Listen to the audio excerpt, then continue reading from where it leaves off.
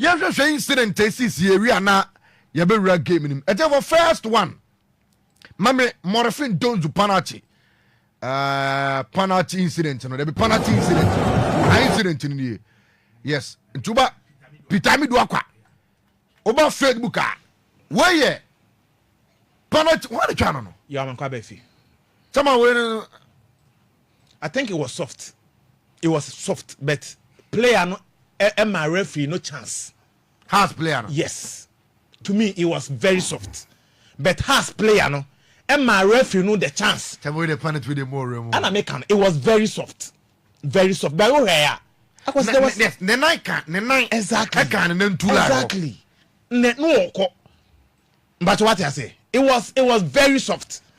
But has player name Emma Quine say referee no and whistle for an infringement. I will never go for this. No. Because we just say boy he has player no crano. Oh na player no be twam no. O de coach ya. Has player no be twam no. O be twam we no. Ono na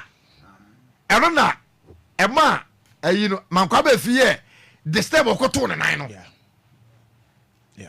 A very soft penalty with dear. I mean, it was very soft. Penalty with very soft. Very soft. But I won't blame the ref. Yeah, contact the Akoso. Yes, I won't blame the ref. Contact. There was a contact. Or Gia, blame no. But what I say? One James no. But it was soft. Yeah, it was very soft. It was very soft. Very soft. I was young two players in the phone. Why would you go and hit a player like this? One own going. Sure. And I be a crowd born a fan. One to me conquest. One to me say. And to know Oko Fowl night. Or Nako Canada. Sure. Sometimes, yes, you blame a referee, no. But I could say, Drew baby, players' name Mususono. I think said they need to be talked to. One kasa won't go area. Any foul. Referee, everything you had, Edietiao. No, I don't know. It doesn't make sense. I is silly. Maybe a referee be a may referee be a Kawanya, can't blame the referee. Come in, can't be said referee because contacting a minimum. Referee be her own fee. And a referee be so her and me so a referee now ja me say dem blame because defender no ama wo referee no opportunity say late tackle corner koje foul. Sure. It was very bad. And online is a bonus from a bonus awotiri. Akwa a tackle from behind. Sure. Wa kwa jana ro na akobo. Sure. Bom ben ball. Anana na ball no. There be the ball kuta Kotoko player. Exactly. So I think say most of the blame no and confirm has to folk defender. Amankwabefi.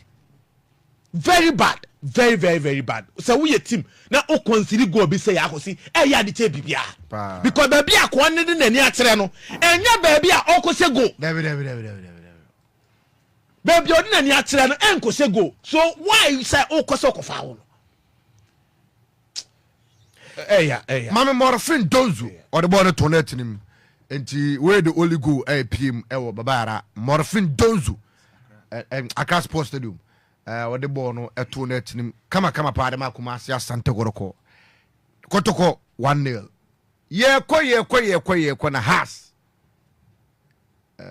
ekunya go na has go just born the FA Maulu, are you beautiful bicycle keke. Yes. Was it offside? Akosi Ukraine nyame enimini. Was the player offside? Player no Shegun, was he offside? Any first question? Yes. The player was offside. Clear offside. Player no Shegun. Player no Shegun no. Malu are you? Was he offside? Yes. 100%. 100% offside. Okay. And you find a point if okay. So a video now. Yes. What video now? Yes. Na why you them? Yes. Now with them. Yeah. Into a try so pie. Exactly. But before so be pie nabo. Into I'm saying no ya know. Yes. Offside. Offside. The question is why the pinball? A hon ye bisa. Why na pinball no? Me video amaheno. Kotoko ni na pinball no. Video amaheno. Kotoko defender no. Bono unim has ni jump no course ro chen no. Yeah. Body be see Kotoko na pampem. Yeah. To do amwa. Body be see Kotoko na pampem. Oh na eruka ye na Facebook no. Entino ebe si Kotoko ne pampem e ba ne ba back pass dem ko na say yeah akwa back pass because has ni na pem ye de a e off because has ni na ma pass e off but Kotoko ni na ball ko si na pampem enti e back pass ana a player ma back pass and you off. Yeah. And you know, and a tight angle for the referee to know. You see, before Asante Kotoko, you say even Kotoko in the pinball. Yes, video. You watch the video more than 4 times. And zoom no. Asante what you say. One zoom no. So when the normal TV3 for the na. Unless a highlight. No zoom na ma. Highlight require. I also heard multiple times. Sure. Asante what you say. Body Kotoko. No jump no. Has ni ko jump no more. Answer Kotoko ni no. One say set Kojo Otia. Sure. It was set Kojo and a pinball. Shebo ni. Set Kojo Otia. And on one said that jump to say the house ni ko ye no. Sure. And a boy neighbor na house ni ko ye won na nya. Dabi wenya. E be si Kotoko ni na pampe. Enti wo hwe ya Kotoko ni no. Ana boy ne be ka no. Sure. Ana ko atiri. Enti normally ke oviara mo we ke go. A clean goal. A clean goal. Ball no ke oviara ko ma clean goal. Sure. Akosi ana me hwe I will never blame the referees ni say ebi omuru go way out. I'm saying this because if you make one and make us same way no, my hair replay more than 5 times. It's 9 FM. Me first one. Yes. First one. Yes. Me say Asante ne pemo ye. Yes. Me share be 3-4 times. Exactly. Until say me say nya latest video bi a eno no omo e ho no ko bi. En ko ni na ye go zoom na wonya na. And na black Accra but say Kotoko ni ne pemo ye. So referee at that moment no. Chama e be yira ma no. I could say e difficult. E difficult for the referee. E difficult. And as for and the referee mpo na gi you. Say line man. Say offside there. Line man. And e be a line ni gina no. Yeah. E dey say line ni be hu say ball e be a Kotoko ni ne because na has ni na ne wa. Ha. Has ni wa. Has wo case. Oh genuine. A clean goal. Genuine case. Beautiful goal. Genuine case. Was a goal. The strike was beautiful. I was like a contested Puskas. I could see a beautiful. Look at the chest. Sure. The turn. Control. And the kick. Tapping. Super. Super. But I could see. Oh yeah. One course run on. What the pipe in the na line one no pigeon flag. Sure. And Sakura or chest ball no. Yeah, boy. Or you off. Born the or you off. Anytime the catcher say. But Mauli Wario was clear offside. Or you off. But Kotoko ni and baby I go free by you no. E ho ne be say. Why na ma ball no e ba Mauli Wario. Kotoko. Say eno no yes adia the goal was clear goal. No one is there why. Okay, video. What about it? I could see honestly, I've watched the video more than 10 times. Okay, no Kotoko ni no. Kotoko ni ma. Yes, I could see. There you go. There you go. Okay. I could see one Kotoko ni no. House for case. Kate Webby, boss, born a clear offside. Yes. Senior boss, wow, only justice. Yes, clear offside. And a clear offside. FIFA law 11. But close no number referee. Boss, if it's a Kotoko player now or pin born, and yet deliberate pass. Incidents, no. First half a BC man or sensible on my back pass. Back pass, you need deliberate too. Oh, you want to. First one, say, go your full one share. Oh, my back pass, on my back pass. A you two. And then Bakoa, a yenny down. Bakoa, a yenny down. Yenny down. And your back pass. For example, to say, a yenny go by. On say, Oko elba, or had the ball. One, you say, oh, my back pass. So, born a clear offside. Because I can't own your full one share. Maybe I'm into no. Me referee. Okay. Was it Toa is trying to. To my yes. Mean dispute the Okano. Yes. Say, fifth referees in Imran. Yes. Say back pass and we need one wobble passer. Exactly. And the back pass. Yes. But when in down, maybe a bow, and I will clear, and I will clear, and on your back pass. Dabi. Samum. Aye. Because when as to say I deliberate and I say any deliberate, no, only referees na beti me amaye. It's only the referees. And now I deliberate na. Because say maybe say me has near. Make us say any deliberate. Because say deliberate and any deliberate. has need you because some me has near because deliberate sure me people na go say goalkeeper ninchi sure ana Kotoko so be catch so there be ma sada but we tell you say okofa Kotoko ni ba obama different interpretation when the house of folk ni ba obeka de be siuti no so only the referees and the better say baby a player ni gina and the direction of the ball ebia enye deliberate and answer deliberate say what the house near no ya se no and ni abre a house pekate be gina ho na obi say say we a on can say be deliberate and answer do ni man say bo ni go sure me referees ni be do ni man say bo ni go on my interpretation but what I say so it's only the referees it's only the referees Meba, it's only the referees. Your production and it's only the referees. Me many break us now.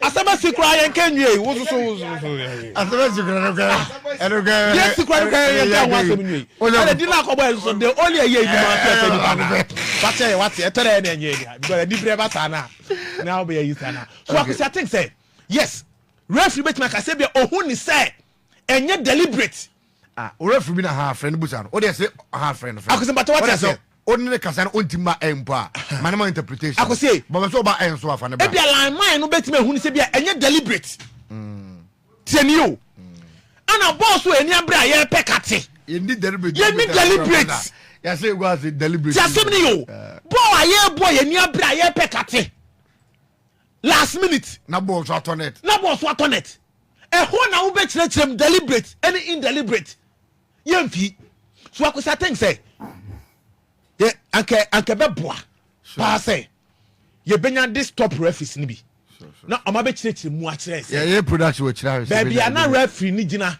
baby ana line one ni gina baby ana Kotoko player ni gina baby ana ball ni free ba and baby a ball ni ko ye no o said say open man keeper and na say ball ana le be ball no and ko goalkeeper no because this thing no o ko kire chade wo mu de kire house of folk ni a and we are there the be on pet deliberate on pet and e be automatic by Kotoko ni no o ma show mu go but what you say come na tena ma show mu go asa akosi very painful sure but nukure wo me say and the go no so ba late etika nukure wo me say me e ma we akosi manya mera ahwe kakra he me e ma we ndi severe house of folk were terrible house am hwe house of folk were terrible I could not watch the entire game within the life incident because see me be fie na me be hwe kakra e wo TV3 fo no ho no akosi nukure nyame anim ni first half ne de me nima adwuma na coach efe no didi drama ni mrante no moye even in the second half or try say obeye 1 or 2 we bi akosi no ma hyase ebo if you omo no Kotoko na create chance if you know game no take Kotoko say by 5 within 65 minutes ball no a omo yi na me be replay no akosi no say at least ka be 70 minutes there no take Kotoko awie game no ball we no akosi ya say a team like Kotoko it was painful say Kotoko any potent striker akosi tenio okay I think that Morifin those who did well but still and Kotoko we need a finisher okay but I say mama di buy production bi ma ya friend referee but o friend o say dey father o say o hwe position na won say ball no Kotoko omo 18 ni mu eti Kotoko defender no I say enye deliberate passer or the man goalkeeper because your pass bi wo a eno no o plan say o di ma goalkeeper na eno no de say player no wo a enye offside because what plan ya target say o di ma goalkeeper no but we no o see defender no say opim menya no ntie enko okay menya referee Jones ekubiri okay Ghana Premier League no odibi yenko ne ni nkomo kakra ref ye mo ache le joso patone bia boko de nyame ja chen nyame ase we don't pay ye da say wa jimre so my interpretation kakra Andrew Kotoko ne has game no has go no mo say you know referee edge offside ya have video ni bia e hu say yes player no ball by stick kick no na offside position but the question akoye when the pinball no man buy and we video no so clear say Kotoko player no and the pinball e man buy enti ye hu ni say back pass and na ebi nso kire mu say back pass na omutu ye were deliberate and ye were there enye deliberate then deliberate no ye je offside but they deliberate and ye go but no mu kire mu offside no back pass na mu kire mu to say ma menye correction be with introduction we introduce me to the listening public. Okay. Dini Jones Akubiem. Akubiem. AKUBIEM. Okay, Akubiem. Okay. Yes. Okay. Retired Premier League referee. Okay. Now referees instructor, Ghana Football Association. Sure. Opening case here, Mamma wati for nyina action and pay. Now offside rule, that is the law 11 of the laws of the game governing football.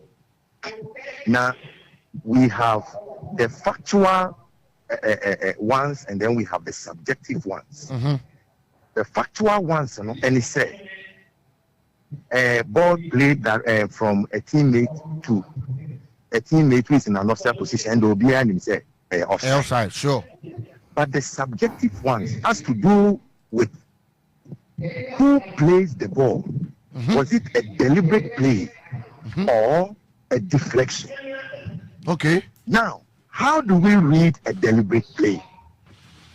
If the player has control over himself, he has body coordination to control himself and then plays the ball, and there is an opponent in an offside position who runs to pick that ball, then it is not offside because it came from a deliberate play. Okay. He can coordinate the body. Okay. He has time. Okay.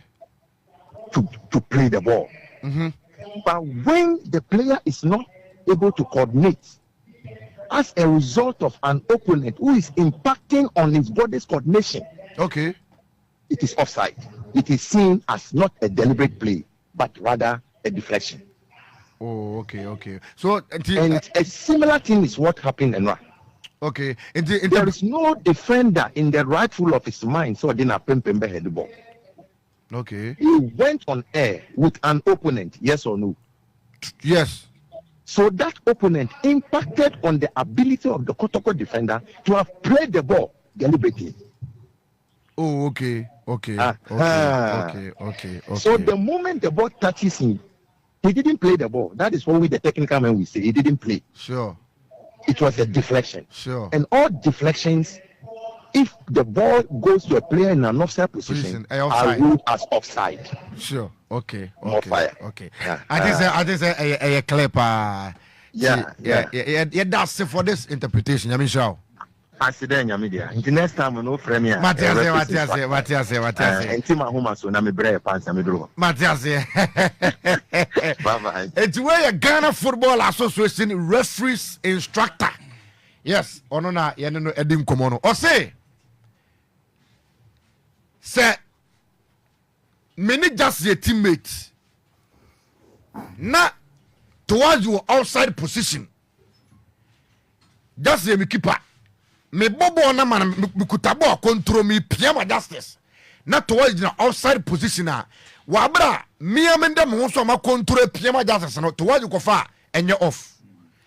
But ball no mijina wa na abebo me